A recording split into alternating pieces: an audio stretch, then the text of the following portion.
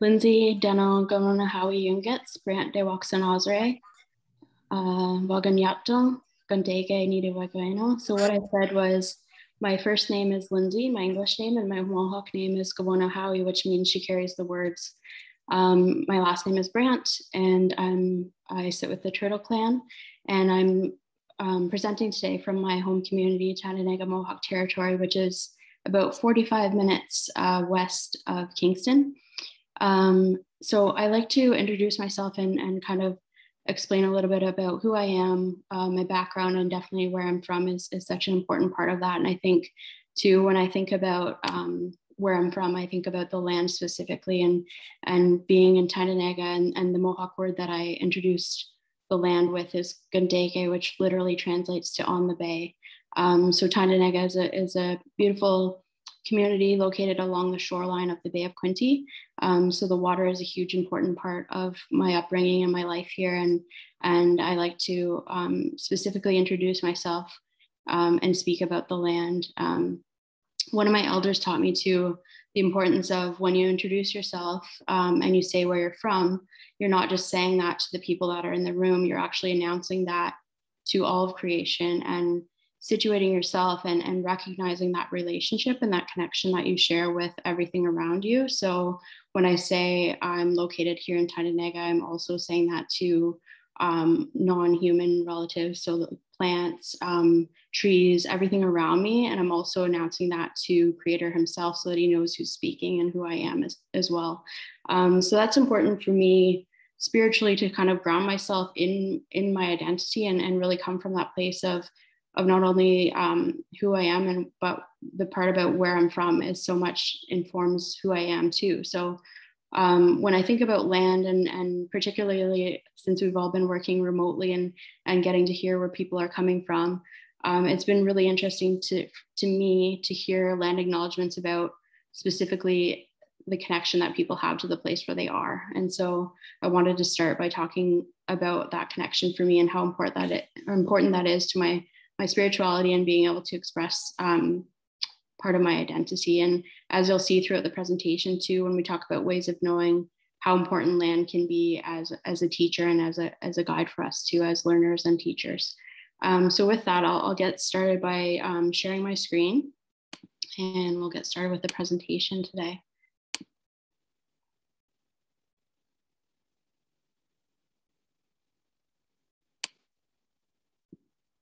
Okay.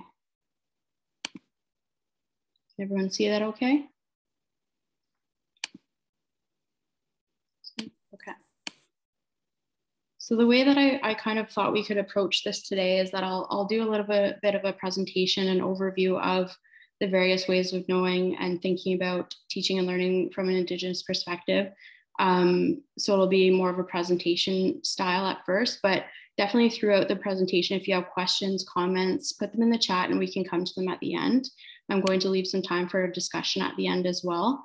And definitely I have others in the room that are helping out with monitoring the chat. So if things come up along the way, just put them in there and we'll revisit them at the end.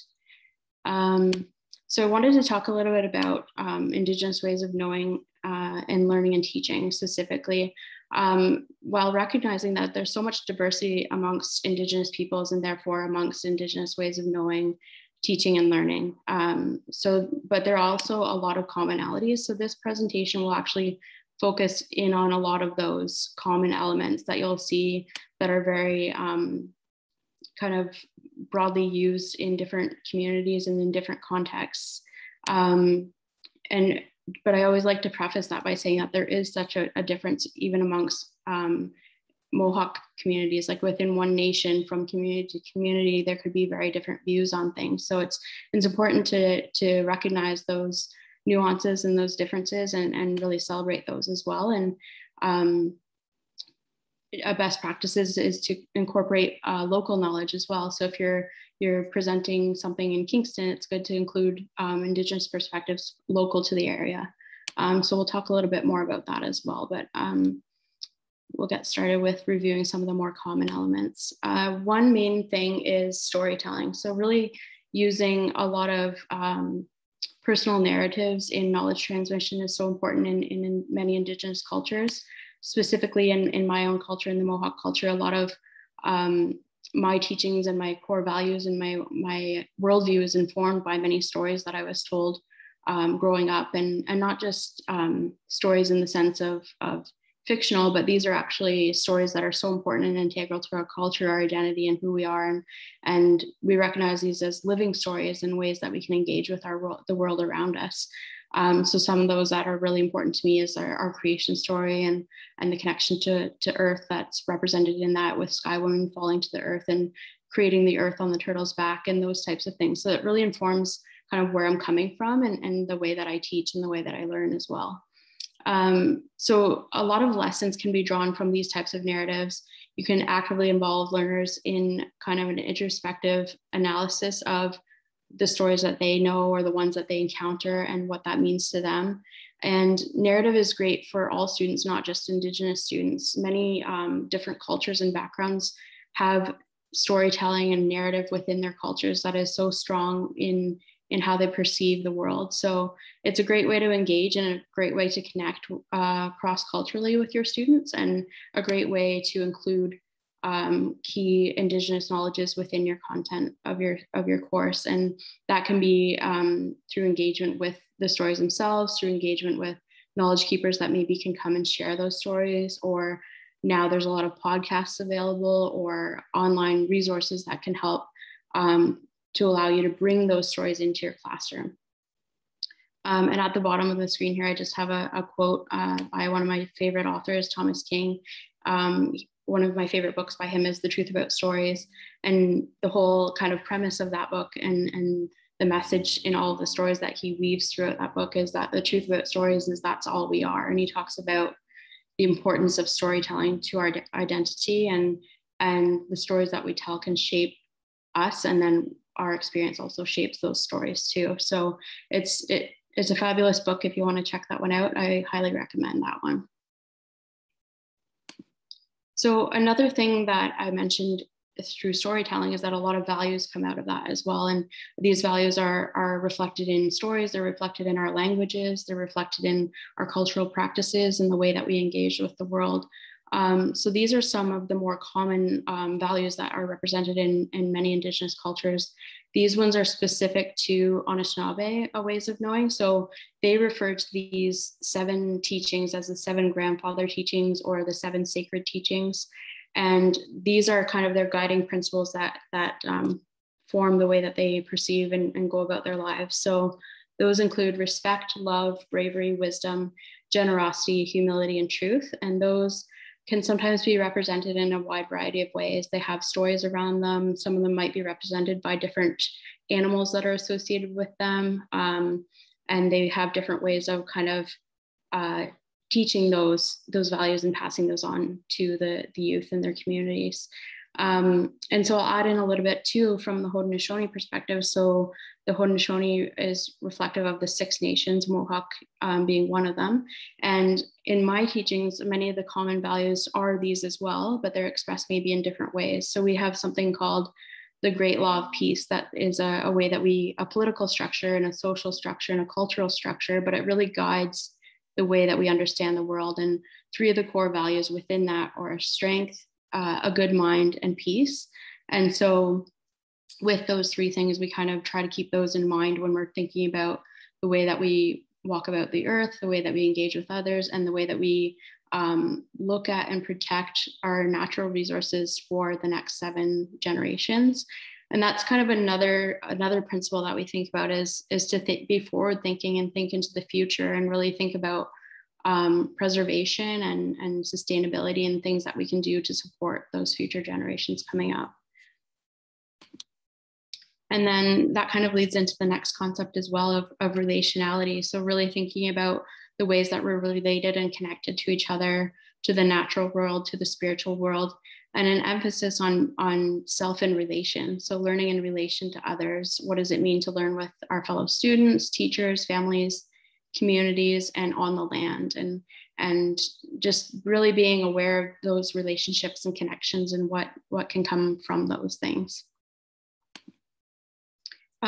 There's a sacred and secular. So this is interesting because I think in Western culture and in Western institutions, we often just think of keeping the sacred out of educational institutions and really not engaging with it as much, unless you're maybe in a religious studies context or somewhere where you're actually continually engaging with different spiritualities or religions.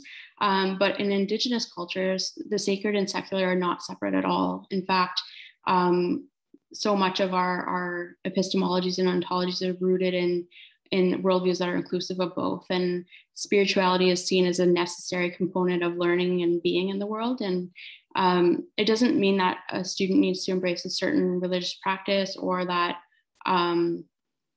they need to have a certain way of thinking about spirituality, but rather it just means that they're willing to engage with spirituality and consider that as an area of growth and an essential part of their learning journey. And so I think there's lots of ways, and we can talk about when I get into practices for how to engage with Indigenous ways of knowing and being, ways to engage that spiritual sense and bring that into your classroom space as well. Another concept is holism. So really thinking about a holistic approach to self. So thinking about interconnectedness of our beings as humans. So what does it mean to engage emotionally, spiritually, physically, and mentally with the world around us? And so what does that look like? And what do those various realms contribute to the balance that we have in our lives and the way that we approach teaching and learning?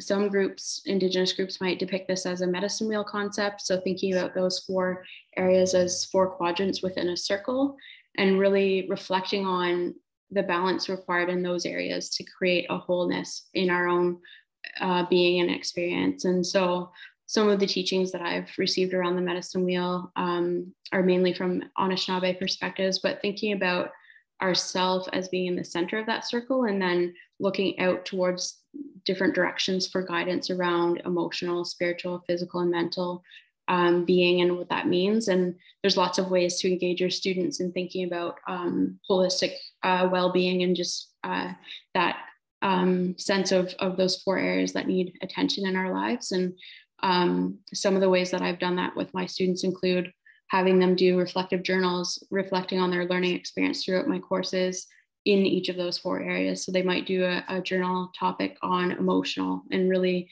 talk about or focus on the ways that they engaged in the course in an emotional way, or surprisingly like new revelations that they've come up with in their own journey personally through that lens of just thinking about it. Because I think even now, like it's really easy to think about, I feel like we're always prioritizing our mental and our ability to connect and learn and share and really be in that cognitive realm. But we often kind of emotional, spiritual well-being definitely fall lower down in that priority list for ourselves.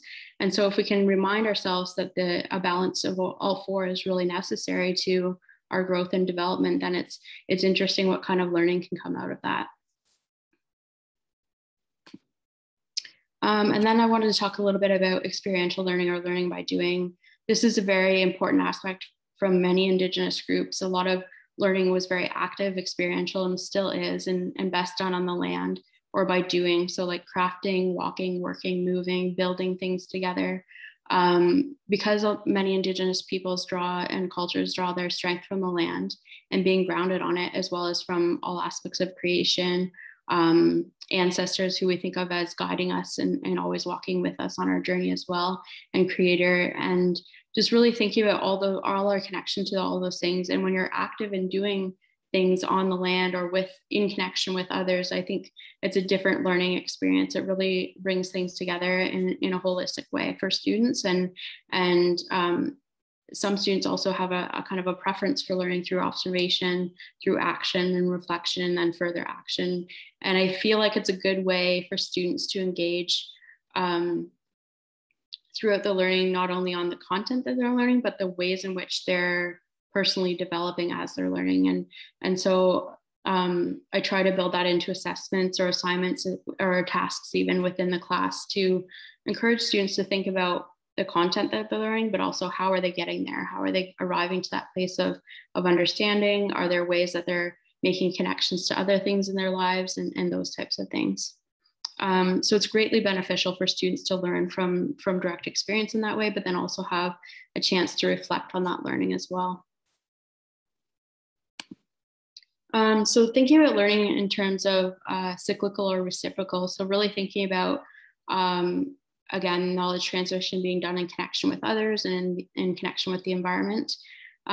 It's really important that we understand that we learn in relation. So really thinking about ourselves and thinking about our own personal responsibility for learning, and having a humility about us that we may stumble, we may make mistakes, we might not always have the answers, and being okay with that, and really kind of sitting with that vulnerability and being open to growing and learning together. And I think that kind of in a circle process where everyone's kind of seen as equals and everyone's given the same chance to share and learn and teach together, that is really where a lot of connections are made, and a lot of learning can happen in that kind of environment that's very supportive. And so that leads into the next point as well about all who teach learn, and all who learn teach. So really thinking about everyone in the room as being a teacher and having knowledge and information that they can share with others. And there's a very kind of non-authoritarian approach in Indigenous ways of knowing and teaching and learning. It's all about sharing. It's about balance, equality, strength, and vulnerability, and simply just being together and learning in that space and learning through our connection with each other. So in those spaces, as you can imagine, there needs to be a kind of a building of trust, a building of mutual respect, and talking about what it means to learn in relation to each other, and what does that space look like. A lot of the themes of this TD week have been about what it means to create accountable spaces for our students. And I think through doing this and having like candid discussions with your students about what that feels like, what that looks like to them, it's so important, and it's so a good foundation, starting point to build that really great sense of community where discussions even about difficult topics can happen and people feel supported and they feel like they're being heard and seen and felt. So there's a variety of ways to do this. With everything being online, that has been a bit more challenging to figure out ways to do that best in the online environment, but there are definitely ways that it can be done. And I think fostering that connection has been something that I've been working on in my own teaching practice as well. And in person, I love to have sharing circles. Like I love to have people positioned in a circle, standing or sitting together and just taking turns going around the circle, sharing information. I do a lot of check-ins that way and check out at the end of class that way. And you can kind of replicate that in an online environment too, and almost have like a virtual circle and have moments where people can share and take turns and really explore things together. And I really like to kind of position myself as a learner as well. And really, I think I learn so much from my students, and I want them to know that they have the ability to help with that teaching as well, that everyone has the opportunity to share and learn from each other. So one thing that I like to do too when I'm in person is to have a talking feather or an object that I pass around the circle that symbolizes it's that person's turn to speak, and it really creates a sense of empowerment for the students because they feel that they have that chance and that opportunity to share. But it also teaches the rest of the students in the class the importance of listening and what it means to be an active listener and be engaged in what others have to say. And I think some of the best experiences have come from that sharing experience that we have together. And thinking about learning as a healing process. So teaching and learning are very much a healing process. There's a lot of emotions, hard conversations that come up. And especially when you're talking about Indigenous content, there's a lot of trauma, but there's also a lot of resilience. And so it's important to kind of balance that, those conversations in a space where healing is encouraged, sharing of emotions is encouraged, and everyone's kind of comfortable with being vulnerable with each other and being willing to share and support each other if emotions come up. So a lot of Indigenous cultures and groups talk about the importance of balance in our own understanding of the world and really focusing on emotions as a good way to tap into our learning and our connection with each other. And one of our main responsibilities, especially for me, as Haudenosaunee and a Mohawk woman, is we were always taught about balance and harmony within ourselves, with each other, and with all of creation, and just a respect and a gratitude for everything around us. And I think when you come into a learning space with that in mind, or that with your focus, it can open up some really powerful ways of engaging with each other. And then thinking about learning and teaching as communal. So really thinking about supporting each other, upholding kind of everyone within that space, and helping to strengthen and loving each other. And so I think it was great how Graham Rennick talked about in our opening plenary session this week about how do we love our students? What does that look like? And what does it mean to support them? And I've been thinking about that a lot as well, and in terms of developing my own teaching practice, and thinking about what that means for me from a cultural context too. So I talked about the great law of peace, and the importance of peace to me and my culture, and strength and a good mind. And so I've been nurturing those within myself, but also finding ways to help bring those out in my students, and really focus on that in the environment that I'm creating with them. So there's a lot of ways in person that I like to show that support, like creating the sharing circles. If I'm able to, I bring sacred medicines into the room, and even if you don't burn them, because often there's a lot of restrictions around campus around burning unless you get permission in advance, so that you don't set off fire alarms. But even having them in the space, the medicines have their own energy, and they bring such a calming effect and a balance to the space that can be felt by the students, even if they are new to the medicines, they haven't been exposed to them. I teach them about the value of them and the meaning behind them, and just having them in that space, I think, really helps to support and ground everyone. And then learning traditionally and even now is very intergenerational. So teachings are passed down through generations. Elders have always been respected and valued as wise teachers, and certain within communities, certain individuals might be selected to carry forward stories or traditions because of their ability to recall events, or to recall the information and retain it, and then share it with others. So that's a really valuable skill, is to be an active listener and be a storyteller, and be able to kind of pass that on and share that with others. Learning is very place-based. So thinking about our connection to a specific place, where our knowledge is situated in relationship to that place, or an experience of a group of people, creating opportunities to learn on the land or in connection to the local place is really important. I say to a lot of faculty at Queen's, like it's hard to imagine sometimes how we can do that in an outdoor setting. How can we bring our teaching outdoors, or what can we do? But sometimes it's just simple things like remembering that we're so close to the waterfront at Queen's, we can take our students for a walk along the water, talk about things outdoors, and even just establishing that connection to the outdoors kind of brings them out of themselves a little bit and reminds them of things around them that can support them in their learning too. And then thinking about learning as authentic and reflective. So I always love thinking about learning in terms of that reflection piece. Like I said, when you're learning your content, but you're also learning about how you arrived at that place, or how you got to that level of understanding, or what other connections you can make to extend that learning. So where possible, I like to have that reflected in the way that I have my assessments structured or my course structured. So authentic, reflective learning is important. And then when possible, being fluid with deadlines.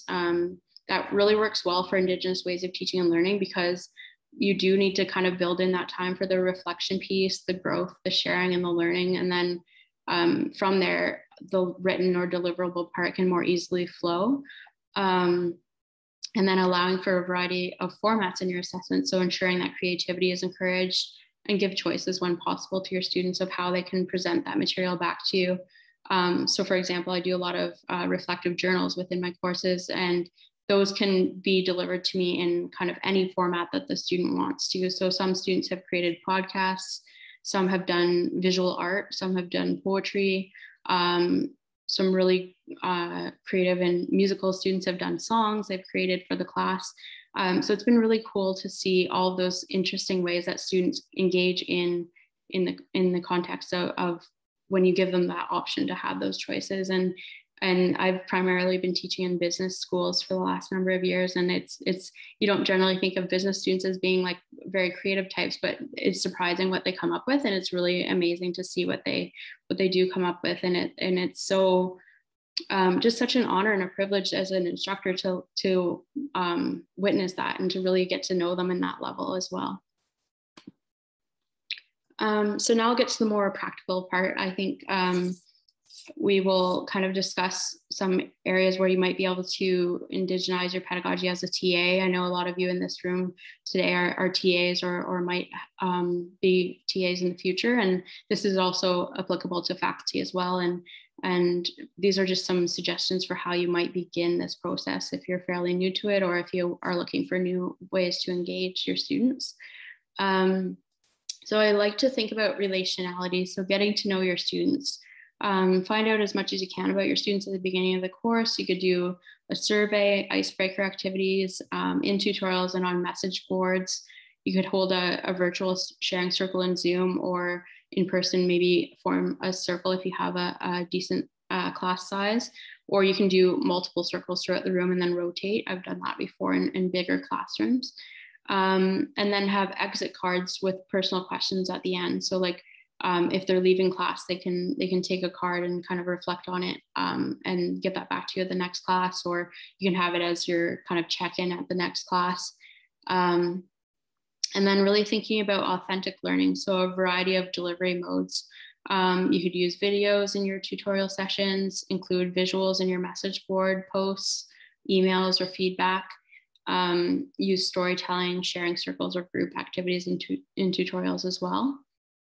And then reflective learning. So thinking about ways that you could have reflective discussion prompts, informal writing activities. So having them do free writes, using exit cards again, or alternative multimodal participation. So you could find a song that connects to the week's lecture or a theme that's running throughout your course. And then you could also incorporate reflective questions into your assignment feedback that prompt students to connect their work to other themes within the course or broader implications outside of the course. So for me, a lot of my teaching has been around Indigenous knowledge, but in a business context. So often students will make connections between what they're learning in the course versus what they might do in the workplace, or a new idea in business that they've come up with that would support Indigenous communities. So there's a lot of ways that I can kind of prompt or ask them about those things through giving them questions and their feedback as well. So really thinking about communal learning and Indigenous voices. So creating and incorporating resources, either written or created from an Indigenous perspective. So that could be articles, art, poetry, videos within your content as much as possible. And inviting Indigenous guest speakers, get in touch with the Queen's elders and residents are great here, and they can often come in and do class visits if you have a certain topic that you'd really like them to explore, or can give you guidance around more cultural things within your content. And then you can incorporate these resources into your tutorials, your message boards, and your feedback as well. And then another point to think about too is if you have Indigenous students within your classroom, not always assuming that they will have a strong connection to their culture and way of living. Many Indigenous peoples may have lost their language, culture, and teachings, and so they might not have a lot of knowledge about themselves. And so asking them to speak for their kind of group or for their identity is challenging and can be difficult and hard to manage for students that might not have that connection or just don't want to be called upon right away about those things or aren't comfortable sharing. Often too, like in the other way that this has gone for me too, is that you might think you don't have any Indigenous students in your course, but by the end of the course, they feel comfortable to open up enough, and you find out that you maybe have a handful. And so that has happened too, that students feel comfortable enough to kind of disclose to me about their identity by the end of the course or a couple of classes in. And that's always a privilege for me to witness them kind of connect and reconnect in some cases to their culture. But again, that's not something that you can really control or guide. You can kind of just be there to support if that happens. Learning as healing. So really thinking about land acknowledgements, encouraging students to spend a bit of time researching Anishinaabe and Haudenosaunee groups, have them craft their own land acknowledgement statements, or you could collectively craft one as a group. I've done this in a variety of ways with my students. I've allowed them to either, if they want to do one specific to Kingston, or they want to do one specific to the land that they're most connected to. So if they have a place that they call home or a place that's really special to them, they can research the Indigenous groups in that area and talk about that, and kind of explore the ways that they would come up with a land acknowledgement around that. And then also moving beyond that, because I think sometimes that can be a great activity on its own, but it's great to also connect it to their learning and their course, and how that newfound connection to land might shape their experience.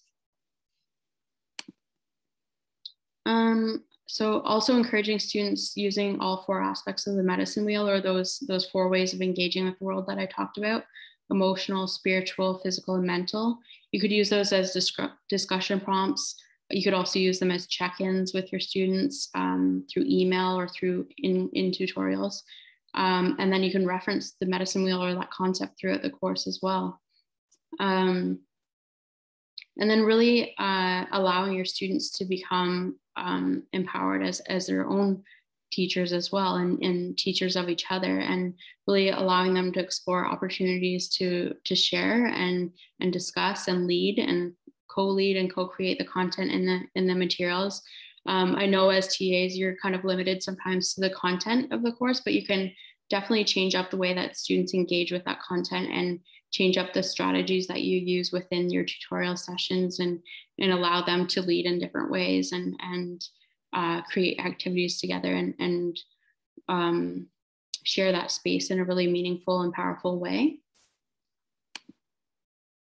So now I'll pause a little bit, because it's been a lot of me talking, and I really want to hear from all of you about your experiences or even your questions. These are some reflective questions that you can think about now, or you can kind of just keep them in mind for as you're going through this term and beyond, and things to think about and continually come back to, because I think these are questions that we should all kind of be interrogating and asking ourselves regularly and thinking about. So some things that I like to encourage faculty or anyone that I work with to think about are what values or beliefs do you think underlie Western approaches to education? And then what values or beliefs do you observe in Indigenous educational approaches that might differ from that, or be similar, or be presented differently? Where are some areas where conflicting views arise? What are some commonalities? And then thinking back to your own time as a student or a learner, what was your experience of Indigenous pedagogy, if any, and what did that look like?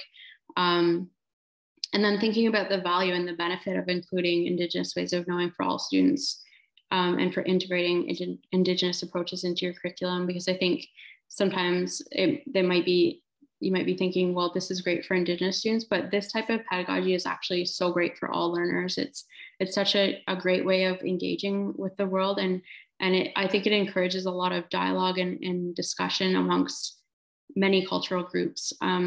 Whenever I've had conversations within class around Indigenous ways of knowing, there's almost always another student from a different cultural background that can really relate and connect and draw from their own experiences to kind of explore. And then through them seeing that representation within the content of Indigenous, they can say, oh, well, that means like there's space, there's creating space within this environment for my cultural understanding, my worldviews. And it begins to like snowball and really make students feel valued and supported and seen within the content and in the way that you're engaging with them too.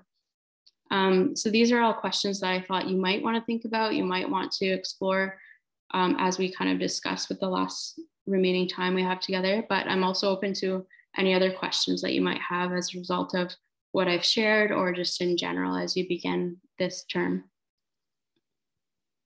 So I think I'll stop. I'll let you know that there is another slide with some resources, and I will distribute the PowerPoint to anyone that signed up so that you have a copy of this as well. But there's always tons of information on the CTL website around decolonizing and indigenizing. You can get in touch with me at any point for further questions. We also have quite a few videos now up on our YouTube channel for further learning too. But what I'll do is I'll just stop sharing so that we can just have a discussion.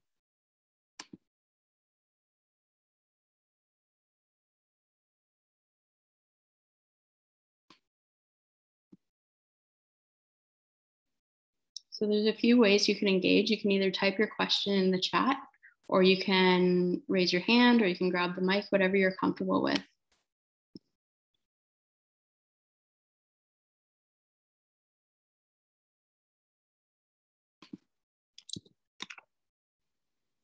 Yeah, and we'll stop the recording because sometimes I know it's a little bit